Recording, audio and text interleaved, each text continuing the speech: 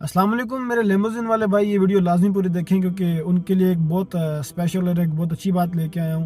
کوئی بھی شعبے سے ہے اس کو یہ دماغ میں لازمی خیال آتا ہے کہ جب ہم گاڑی چلا رہے ہوتے ہیں تو پورا دن گزر جاتا ہے، ہمیں کوئی رائڈ نہیں آتی، ہمیں گاڑیوں کی قسط پے کرنی ہوتی ہے، یا جن کا کمیشن بیس کام ہوتا ہے، بیسکلی جو کمیشن پہ ہوتے ہیں ان کو بہت پریشانی ہوتی ہے کہ یار کیا کریں. ٹھیک ہے نا، وہ ادھر گھوم رہے ہوتے ہیں اور بہت پریشانی کا عالم ہوتا ہے.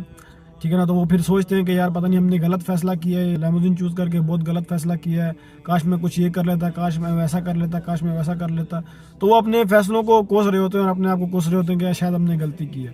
تو دیکھیں میرے بھائی، یہ آپ نے کوئی غلط فیصلہ نہیں کیا یا آپ نے کچھ آپ کی طرف سے نہیں ہوا. دیکھیں جو رزق دینے والی ذات ہے وہ اللہ تعالیٰ کی، ہمارا یقین ہے کہ رزق دینے والی اللہ تعالیٰ کی ذات ہے. کتنی بڑی جرنی آپ نے پوری کی، آپ نے آر ٹی کلاسز کی، آپ نے اپنی انٹرویو دیا، آپ اس میں پاس ہوئے، پھر آپ نے آر ٹی کلاسز لی، اس میں آپ پاس ہوئے. ٹھیک ہے نا، پھر آپ نے ڈرائیونگ ٹیسٹ دیا، ہر چیز آپ نے مکمل کرنے کے بعد آپ کا ویزا لگا، آپ ابھی کام کر رہے ہیں. تو یہ بلا وجہ تو نہیں ہوا نا. اس کا مطلب یہ ہے کہ آپ کا رزق اس میں لکھا تھا، تو اللہ تعالیٰ نے آپ کو اس جگہ میں ڈالا ہے، اس کام میں لگایا.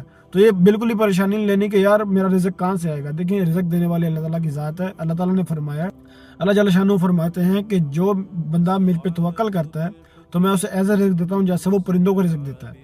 تو دیکھیں نا، پرندے جو ہیں وہ صبح گھر سے بھوکے پیٹ نکلتے ہیں، ان کے پاس کچھ بھی نہیں ہوتا، ان کا کوئی کاروبار تو نہیں ہے یا کوئی جاب وغیرہ کرتے ہیں، ان کو بھی رزق ملتا ہے، اللہ تعالیٰ ان کو بھی رزق دیتا ہے. ٹھیک ہے نا، تو ہم تو پھر بھی اشرف المخلوقات ہے، تو ہمیں تو رزق لازم ملے گا. اللہ تعالیٰ نے وعدہ کیا رزق کا.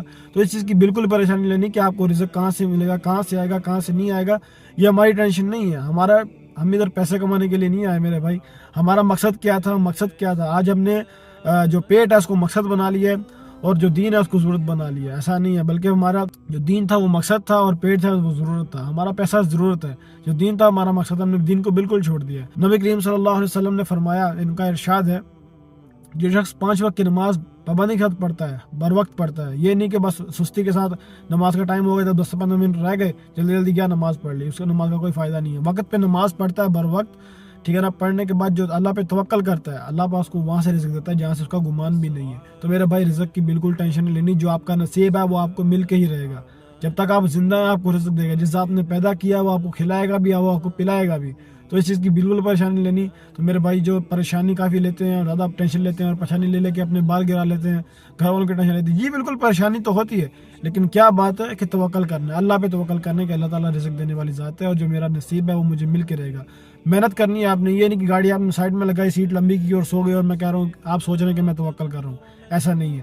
آپ نے محنت کرنی ہے، آپ نے کرنی ہے دل لگا کے، آپ نے ایمانداری سے کام کرنا ہے، تو انشاءاللہ آپ کو رزق بھی دے گا اللہ تعالیٰ اور آپ کے رزق میں برکت بھی ہوگی.